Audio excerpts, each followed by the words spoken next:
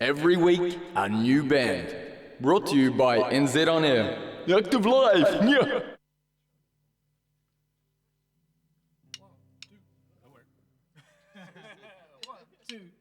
And the days grow short and the nights grow long. Nights grow long, nights grow long. And the days grow short and the nights grow long. Nights grow long, no one comes. And you build and no one comes. No one comes. And the days grow short and the nights grow long. Nights grow long, no one comes. And now I'm out and grabbing next crops. No mother that seems to mind much. And they're struggling to register.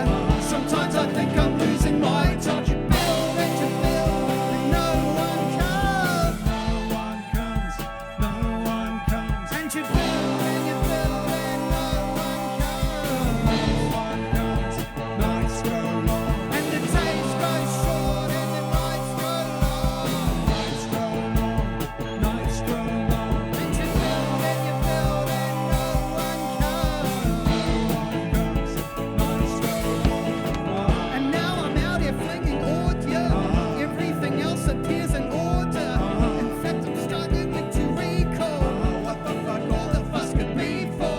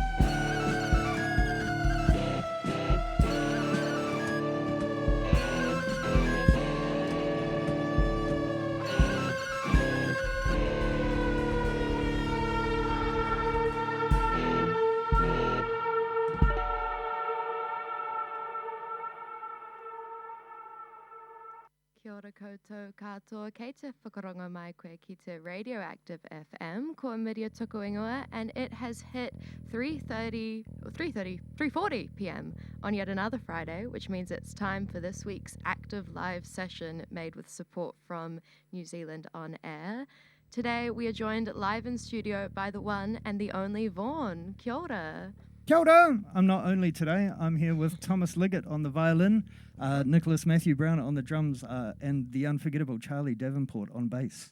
Amazing. Well, that was my first question. Would you like to introduce the room? Bet me to it. That is a crazy violin. I've never seen one of those in an active live. It's crazy to see someone singing and playing such a little contraption. It's it's a mighty bass. Thomas, do you want to demonstrate the electric violin / viola? It has 5 strings. Yes, it's a violin with a bottom viola string on it. So sounds like this.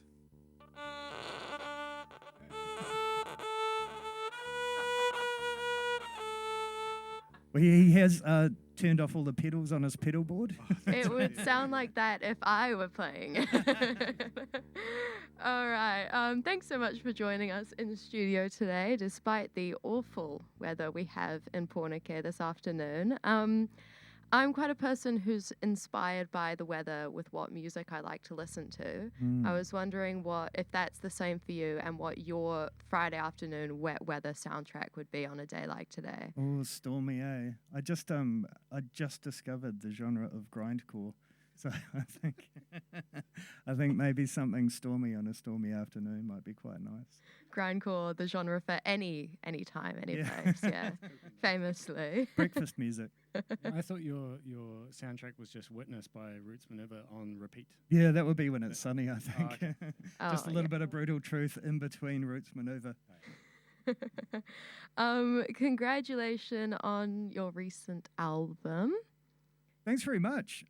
Yeah, I think actually, while I have Wellington's ear, I'd like to apologise because after a bit of a terminal cancer diagnosis in 2019, I did a farewell concert, and now I'm back with a whole new album that I've released since then, after stubbornly not dying. So I'm sure they're really angry about it. I've had a few demands for refunds, but mostly from one guy. So hi, Joseph. Speaking of this new album amidst a cancer diagnosis, talk me through the creation process of it. It must be quite a different journey creating music in a situation like that than someone who isn't looking down the barrel of...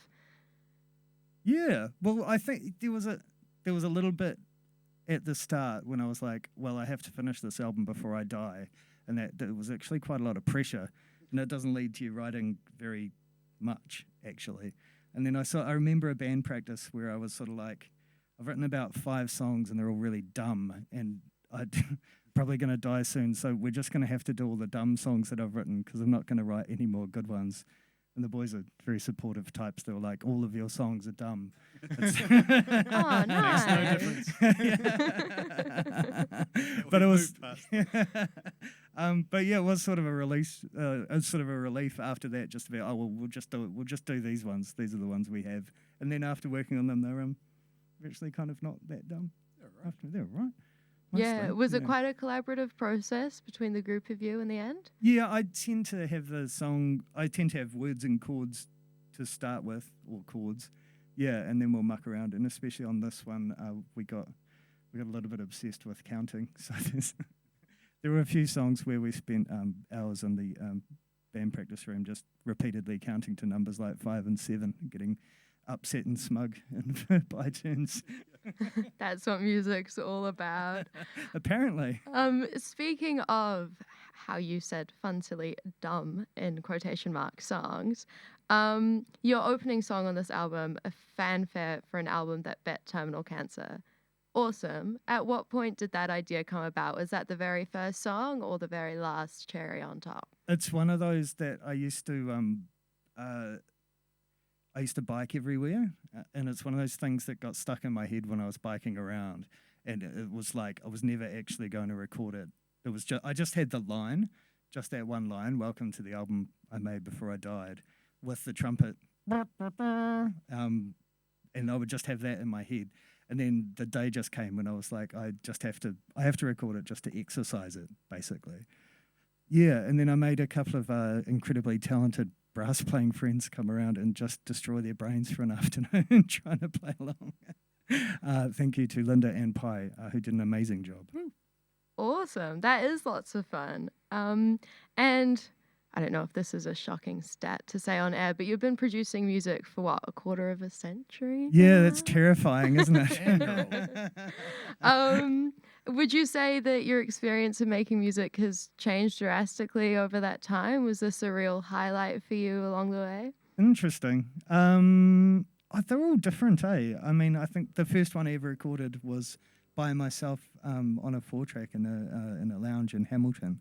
And then, like, since then, just the fact that everyone has a computer now, and so you can do stuff at everyone's house, and yeah, you can produce like way better quality stuff now. If you put the time in, you don't have to go to a massive studio. Like, you can make things sound reasonably cool yeah, on your own times. That's probably the biggest change over 25 years. Is like there's kind of no such thing as lo-fi anymore. Everyone's working with the same kind of stuff, which is fun. Of course, yeah. Well, speaking of, would you like to play another tune for us? Yes, this is a song off our new album, which is called The Late Album, available on a Bandcamp near you. And this is entitled No Arms, No Chocolate. 1, 2, 3.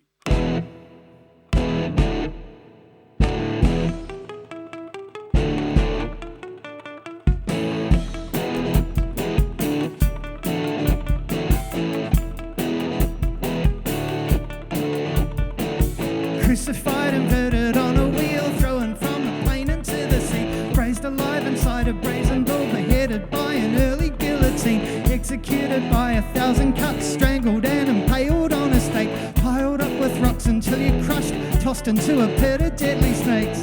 There are worse ways, so they tell me. I just don't see how that helps me. Birds are singing and suns are shining, way too high up to care if you're crying. They'll die in their tomb, we won't care either. There's no rules except one, no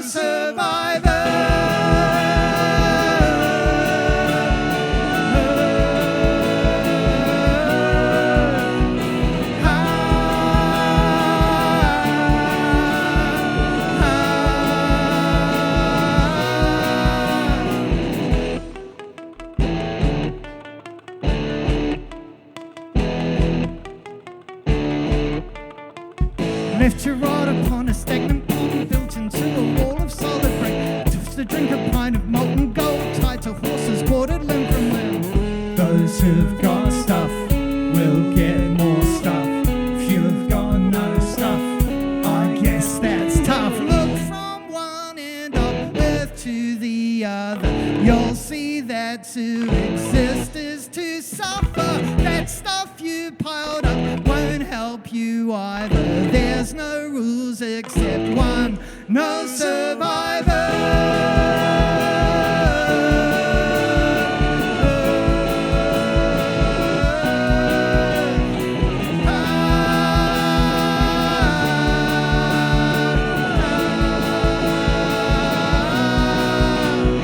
electrocuted in a wooden chair, weighted down and pushed into a lake, weight of skin and blowing from a gun, kneeled on until you suffocate.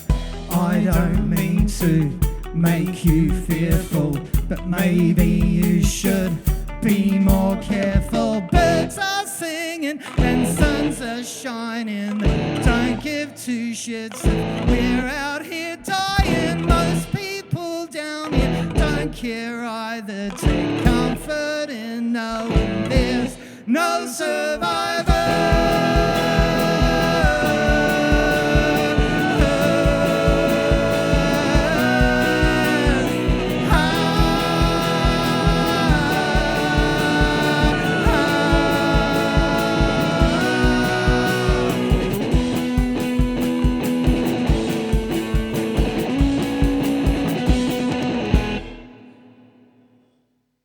No Mai Hoki Mai Ki Te Active Live with Vorn.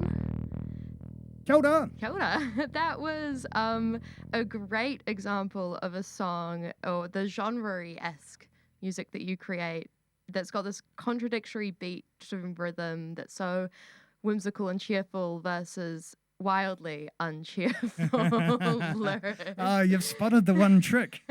That the more you listen to, the more makes you go, what? Talk me through creating a song like that.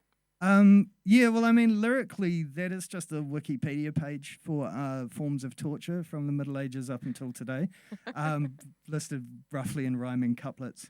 And then, I love how you're saying that like it's a totally normal thing to do. Like, right. Just like everyone else does. Isn't that just- how you just write as your it is. songs?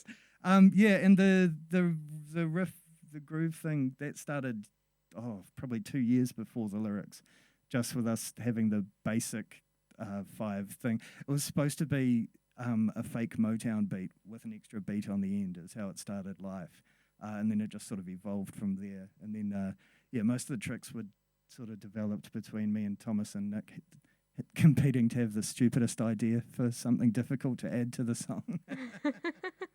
And creating music like that is so sort of silly and fun, but also really, in some ways, a little darker and meaningful. Is that like a deliberate way that you've gone about to express ideas, or was it more just kind of an easy way to have fun with what you've got going on? I think it's, I mean, it was the genre it's the style of music I've been doing the whole time anyway. So, in a way, melanoma just gave me something to write about, really. An excuse to make darker jokes. I should introduce the band uniform, actually. This is the mask that was used to pin my head to the table while they radiated my brain. Right, I was going to ask that. You can see my little nose on there. And that there, that's the X that marks the spot where the radiation goes in. So, That's crazy. I thought it looked super metal once I turned it into a black and white image. So it's become the band uniform. And this one, that's from the album release. And I was autographing them by Xing out the eyes. That's Charlie's awesome. got one of the very few unautographed T-shirts. Golden. And that's the symbol of your single release as well, is that correct? Yeah. Are these bits and bobs going to be available at your show next weekend? Yes, so the show next weekend at Vogelmorn. Tickets are selling quick, so you should get in a hurry. We're going to be playing early at 7:30. Yeah. Doors at 7. Doors at 7, yeah. Bang on 7:30. And we've got the fantastic Dan Untitled doing a DJ set after us, so it's going to be cool. Dan And Untitled from Radioactive. That the famously famous from radioactive DJ Dan Untitled. And we're going to be selling these T-shirts in a variety of sizes. And I got a friend who I won't mention so they don't get disbarred from the profession, to take some of my blood, and I used it to sign a whole bunch of personalised curses in my blood. So if you'd like to be personally cursed by Vorn, you can buy a curse signed in my blood for $30. And if you're a normal person, we got some old CDs.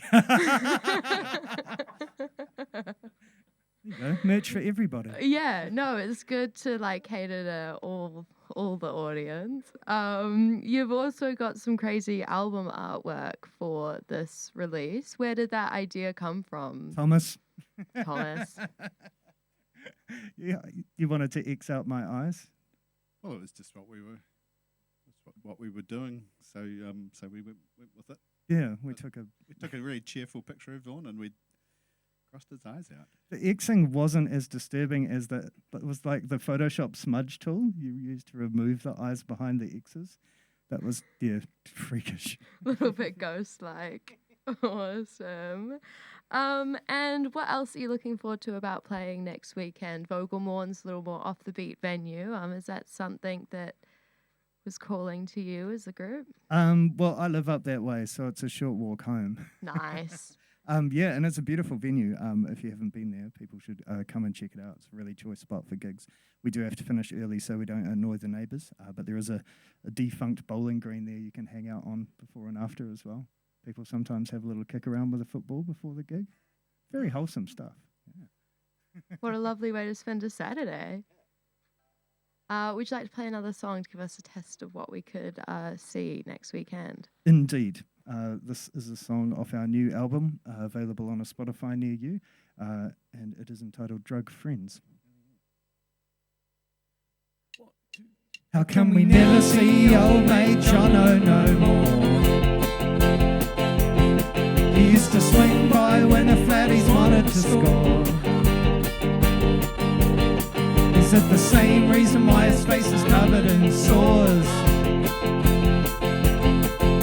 It means we never hear his friendly knocking on our door. And how about that dude who used to drop in for spots? Tell me that one story whose ending he always forgot. Since the Sapphire ran dry, we haven't seen him a lot. So to make you wonder if he actually was your friend or not, and if you're wondering if your drug friends are your real friends, well, there's there's a way to know if your drug friends are your real friends. Yeah, if you're wondering if your drug friends are your real friends, stop taking drugs. It's been ages since Mike wanted to catch up for a beer. That guy always had advice if you'd lend him an ear. Now I haven't seen his face in nearly a year. And when we asked him to that barbecue, he acted really weird. It leaves you wondering if your drug friends are your real friends. And there's a way to know if your drug friends are your real friends. Yeah, if you're wondering if your drug friends are your real friends, stop taking drugs. But it's a long cold night playing Scrabble with your boyfriend.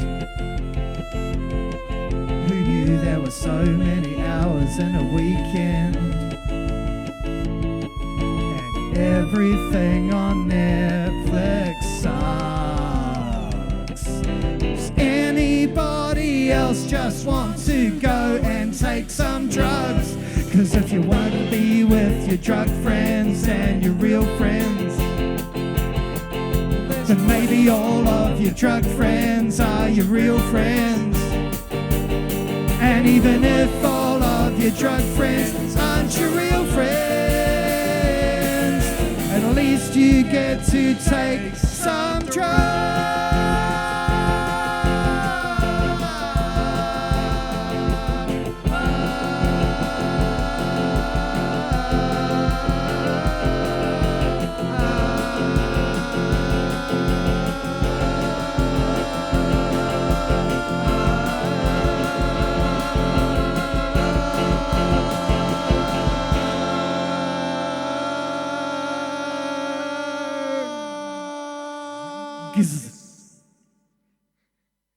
This is, of course, Vorn coming at you live from the Radioactive studio for this week's Active Live. I feel like there's a story there.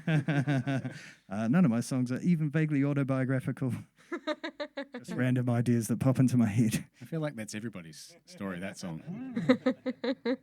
Almost ending with a battle of the lung range at the end there. Yeah, Hold yeah, for yeah. the longest. I do have. I've got the cancer card to play there if I lose in the lung battle. I had my chest replaced last year. Oh, well, fair enough. It's always an excuse, isn't it? It is. It's nothing but excuses with me. Other things that you've been up to is creating awesomely fun-looking music videos. Oh yeah. So we've got 3 so far. There's a couple more we want to work on later in the year.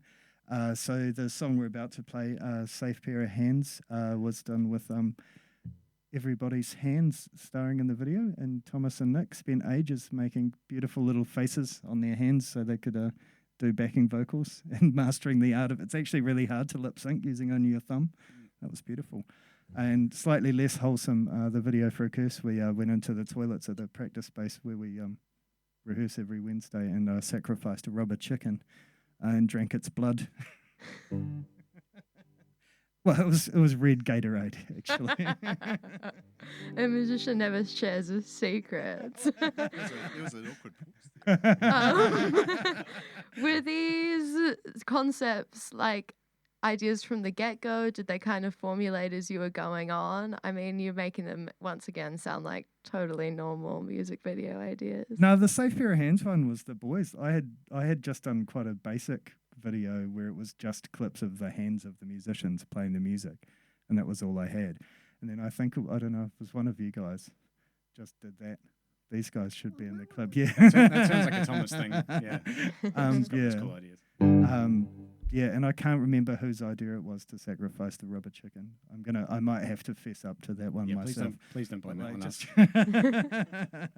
It was actually really the hardest part of sacrificing a rubber chicken that's full of red Gatorade.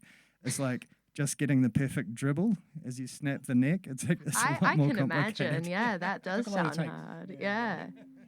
Don't want it to all come out too quick. Wouldn't be realistic that way. Exactly. And for the three of you, what was a highlight throughout making these trilogies of music videos you got so far? I get to wear a rubber suit. Oh, yeah. I got to see Nick in a Mrs. Claus outfit. Oh, that was amazing. That was the other video. Yeah, so Thomas wore this incredibly fetching gimp suit. And Nicholas had the Mrs. Claus outfit, and both of them were firing Nerf guns at me. I've got to say, my legs look fantastic. They really Yeah, do. That mountain biking is definitely paying off. Giving us all sorts of reasons to watch those videos. Two excellent ones, anyway. And so my final question for you this afternoon, as we discussed just before we started, was the Ask It Forward question we do here for the Active Lives. So I have a question from Wagwan and Juju Lips, who I talked to a couple weeks ago. But before that, I'd like you to ask a question, something that you've never been asked before in an interview or think you should. But the beauty is you don't have to answer it, and next week's guest might have to instead.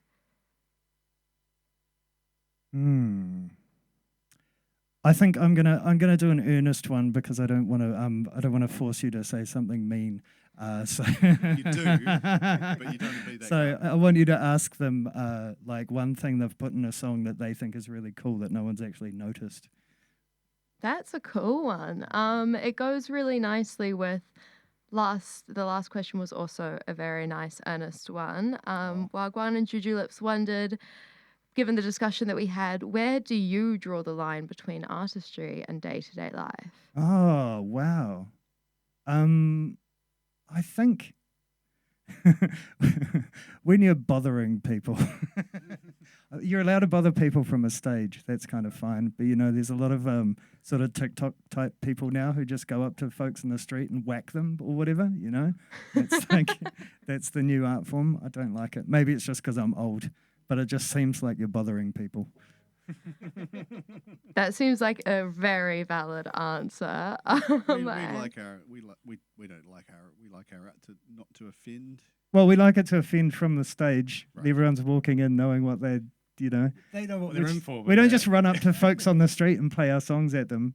Except maybe in this case, right now, on the radio. Sorry if you're driving home and you've been attacked by our songs. We don't normally do this. If they could see your T-shirts, they'd understand. Exactly. All right, you've got one more song left for us. Take it away. Kia ora. This is a song from our new album, available on a Bandcamp near you, and it is entitled A Safe Pair of Hands. What's happened? A little snare on there.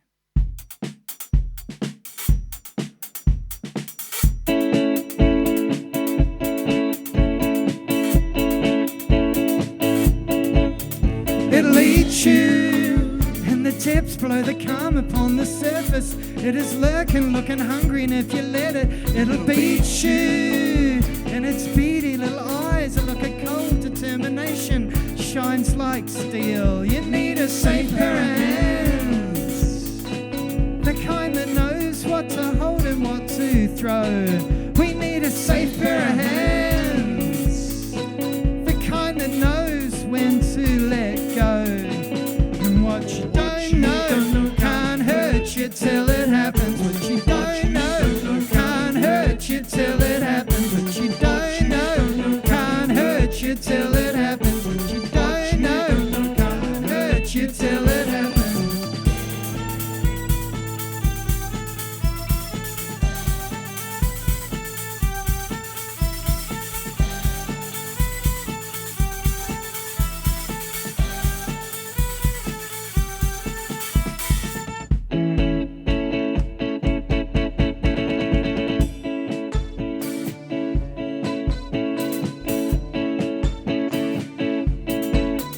It'll have you, though your puny little limbs will thrash the water into foam. There ain't nobody gonna save you like a safe pair of hands.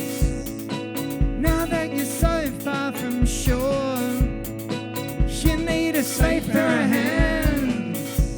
Oh, but you're just clutching at straws. And what you don't know can't hurt you till it happens. What you don't know can't hurt you till it happens. What you don't know can't hurt you till it happens. What you don't know can't hurt you till it happens.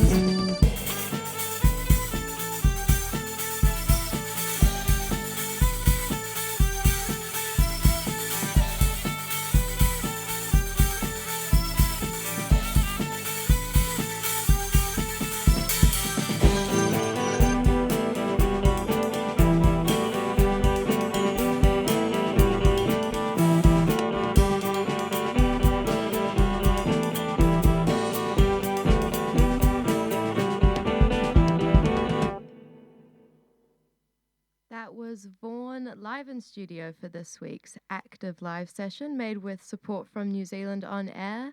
Make sure to catch them at Vogelmorn next Saturday, the 20th of April, for a show not to miss. I've been Amidia, ka kite. Active Live.